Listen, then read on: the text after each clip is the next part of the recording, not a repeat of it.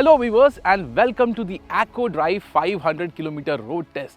In this new series, our target is to continuously run a two-wheeler for 500 kilometers in various scenarios such as highway, city and a combination of back roads and mountain twisties to test the mettle of a two-wheeler.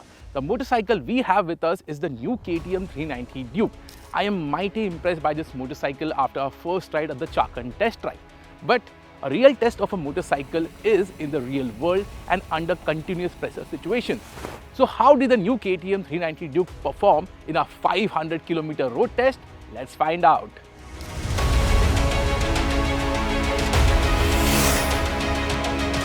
While the bump in engine displacement is minor, the impact is major. The first thing that you will notice on the new KTM Duke is the manner this motorcycle gathers momentum. It is properly quick. KTM claims a 0 to 100 kph time of under 6 seconds and I have no apprehensions in believing that figure. And apart from the acceleration, the top end performance is just relentless. I had seen a speedo indicated 160 kph at the Chakan test track, and even on highways it was doing speeds above 130 kph in an effortless manner. And the best part is, you can easily cruise at 120 kph all day long and there is hardly any strain on the engine.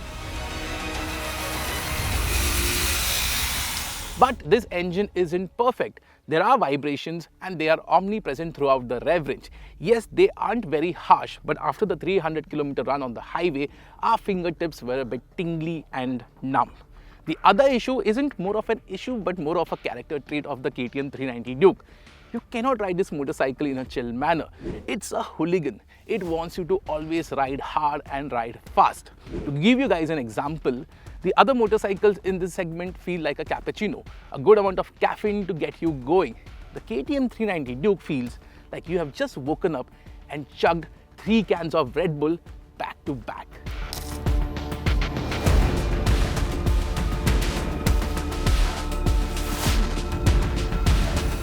The gearbox works well, and as for the quick shifter, it's a bit moody. When it works well, it is a delight to use, but there are times when it acts up, so the performance is inconsistent. Fuel efficiency isn't the biggest forte of the 390 Duke, but despite riding it hard, it returned us a consistent 22 to 23 kilometers per liter, which isn't bad for the performance it offers. The worst mileage we got was 17 kmpl on the Lavasa mountain run.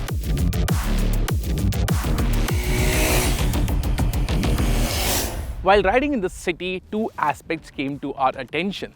This engine still feels a bit clattery and clanky at lower revs, but when compared to its predecessor, the engine is much more tractable. You can ride over speed breakers in second gear without the engine stalling, and in terms of city commute, you can chuck this bike in third gear, which is very impressive.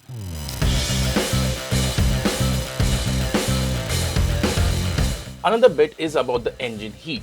When I rode it in Mumbai, where the temperature was about 35 degrees, I could feel the heat on my legs. But when Jehan did the city run in Pune, which has lower temperature and humidity, he didn't face any issues. Also, despite the coolant temperature running high, the radiator fan never cut off, which was an issue in the older KTMs. Fun is a word synonymous with KTM motorcycles. They have always ensured that a wide smile is plastered on the rider's face whenever he or she goes cornering hard on a KTM. And this nature has been carried forward on the new KTM 390 Duke. If the punch from the motor is a knockout, what blew my socks away was the manner in which this motorcycle corners. You focus on a line that you want to take and this motorcycle follows your command to the T. In fact, I feel that a KTM Duke can read your mind. The cornering of this motorcycle is absolutely bonkers and makes you feel like a rock star. Despite its great handling dynamics, it is very friendly. It will show you the limit and warn you, unlike its predecessor. So you might think that the new 390 Duke is docile. Not a bit. It will warn you of your limits. If you have the right skill set, If not, it will punish you. This is a serious tool, not for novice riders. Have the right skills and it will thrill and entertain you. This quick steering nature comes through when you're hustling this motorcycle through the traffic or making your way through traffic on the highway. The steering feels a bit too fast and you will have to recalibrate your senses. Yes, it is that good. What's not good are the tires. They lack grip and kind of hold you back in exploring the full potential of this motorcycle. The brakes offer good bite, but they fade fast when you hustle.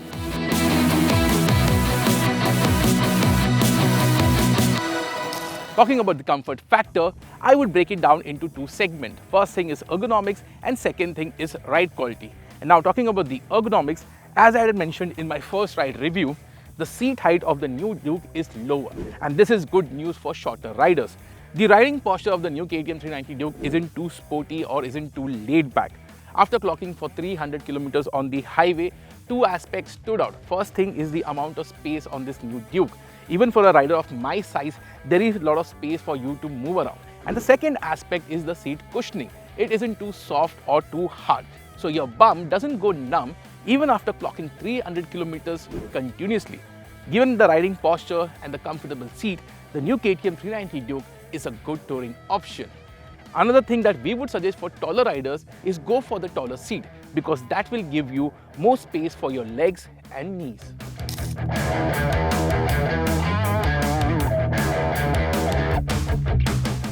For the first time, KTM has introduced adjustable suspension on the 390 Duke and even the monoshock is now offset.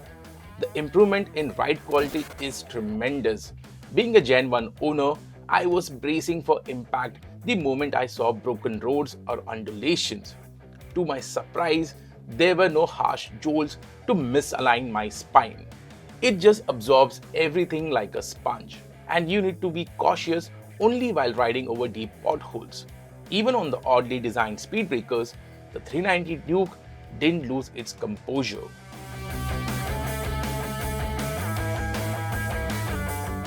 This nature means that it is a good tourer, and the hike and ground clearance makes it even more versatile than its predecessor. And if you are willing, you can ride it on minor trails as well. The 390 Duke is loaded to the brim with technology, and that doesn't come as a surprise because KTM is renowned for introducing segment-first features. But the main question is, how useful are they?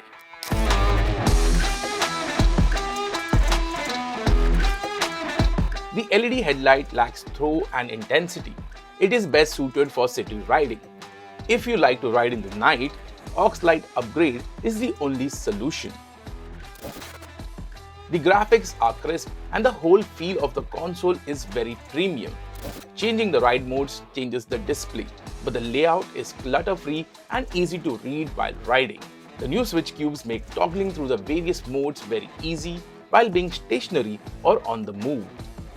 There are three riding modes: rain, street and track. In rain mode, the power delivery is softer and the bike feels milder. It will be my pick while touring as the vibes were a bit softer. It is also a good option if you want to commute and not ride fast around town. In street and track mode, you get full power and the throttle response is sharp. This is the mode to have fun and defines the character of the new Duke the best way possible. In track mode, the traction control intervention is lesser, but I feel it would have been milder. Honestly, it was the mode that I used the least.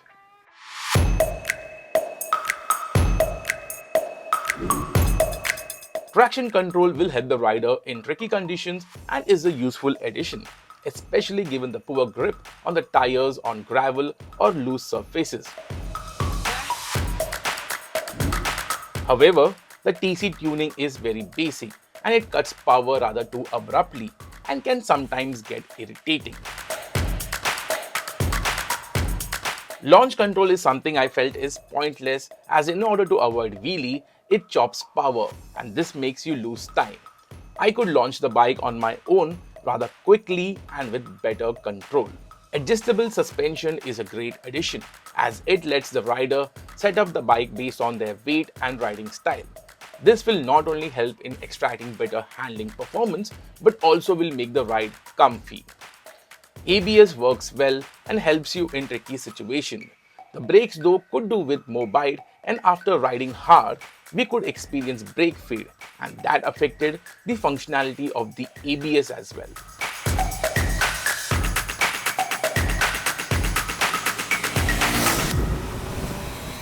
By now, you guys would have figured out that the KTM 390 Duke has left a lasting impression on me.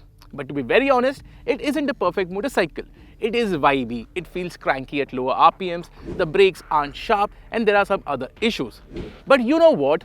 All these niggles go away the moment you wrung open that throttle. The KTM 390 Duke teleports you into a happy space. You start to giggle, you start having conversations with your motorcycle and start screaming expletives behind the visor when you hit that apex absolutely spot on. That, my friends, is a sheer emotion of happiness, a sensation very few motorcycles can offer. The KTM 390 Duke is easily the best motorcycle that I have ridden in this year.